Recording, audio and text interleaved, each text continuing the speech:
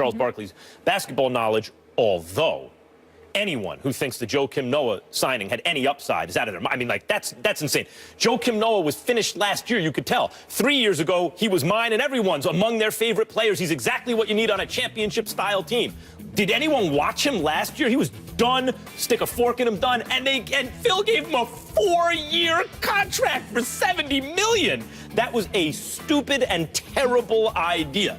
The one thing, he took a gamble on Derrick Rose. Of course, he actually gave up serviceable talent to get him. The one thing you can give Phil Jackson credit for, and only one, is that he delegated responsibility in such a way that he drafted Kristaps Porzingis.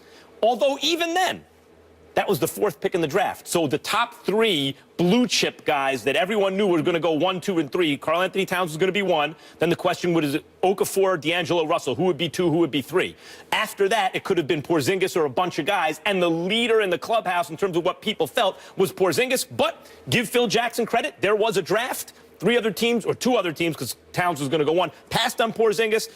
Phil Jackson's team grabbed him because he trusted his people. He deserves credit for that, and that's a big thing. And that is it. He has made a mess of everything else. The personnel decisions have been awful, and that is the reason the Knicks stink, because they have a solid coach. They don't have a good enough team. Well, first of all, we don't know if Jeff Hornacek is solid.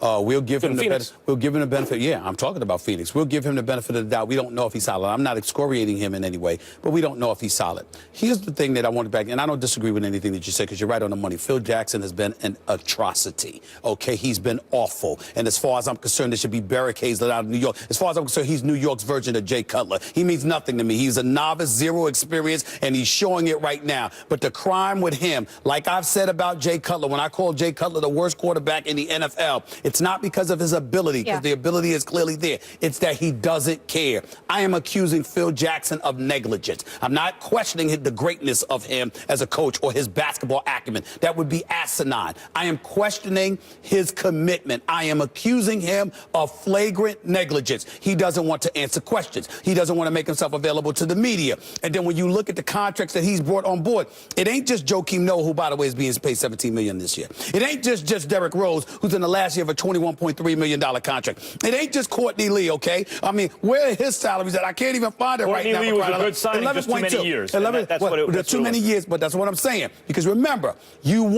it's the fact that you gave him too many years. You could have got a guy like Dwayne Wade, who's a champion, who would have been in your locker. And this is what the crime, nobody brought this up about Phil. It's 2 things that are very, very important here that needs to be mentioned, which is why I completely disagree with Charles Barkley. That's why I wish he was here to debate me, because I'm telling you, I would have called him on this. It's 2 things. 2 things with Phil.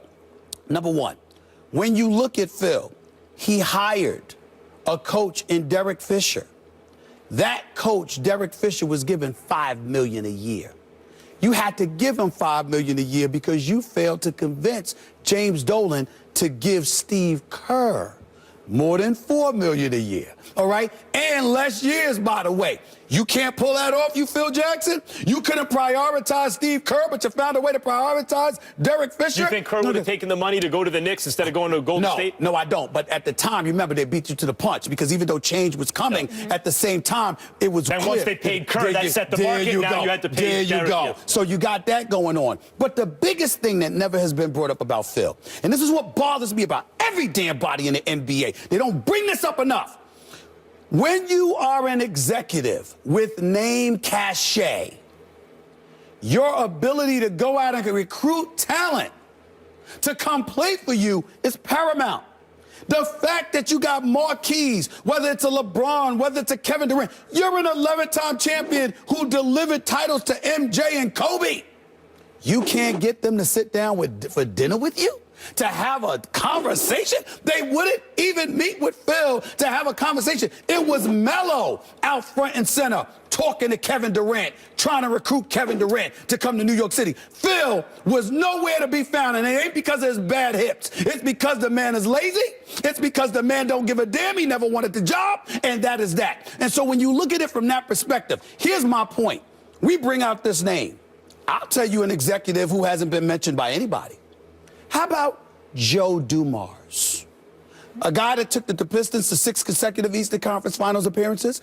A guy that sat up there and won an NBA championship and went to 2 NBA finals? That dude. Now, granted, he's vilified because he drafted Darko Milicic instead of Melo or Bosh or D-Wade, but he did have Tayshaun Prince. They had just won a title, or they were en route to a title, rather. And as a result, it was like, yo, I paid Tayshaun this money. I still would have taken one of the three. It damn sure wouldn't have taken. I wouldn't have taken Darko Milicic. But at the same time, after the Frederick Weiss debacle in New York, when you consider this man's resume, you're talking about a guy that's proven as an executive. We never hear that name. But Phil Jackson, who never picked up a damn phone to make a deal because he was busy coaching, by the way, all of a sudden commands 10 to 12 million a year. He's been asleep at the wheel. He's been asleep at the job. And one of the great things is that I heard New Yorkers finally coming to their damn senses and booing this man the other night because he deserves it. I brought up Pat Riley earlier, and Phil Jackson's among the great coaches in Lakers history, and so is Pat Riley. And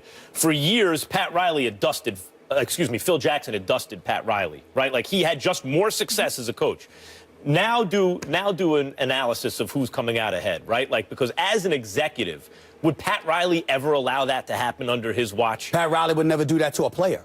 Pat Riley was the guy who came off first with Mourning and Hardaway, then with Shaq and Wade, then with LeBron and Wade and Bosh, and because he cared about it, because he poured his heart and soul into it. And he doesn't devalue players. And he doesn't devalue them publicly. He values the relationship, at least for a time. Mm-hmm. And Phil Jackson has made a mess of this. Pat Riley doesn't have anybody worth noting. LeBron is gone. D-Wade is gone. You know, Chris Bosh is ailing, obviously, and he's not going to be there. And somehow, some way, the Miami Heat are on an 11-game winning streak. They're going this way, devoid of talent.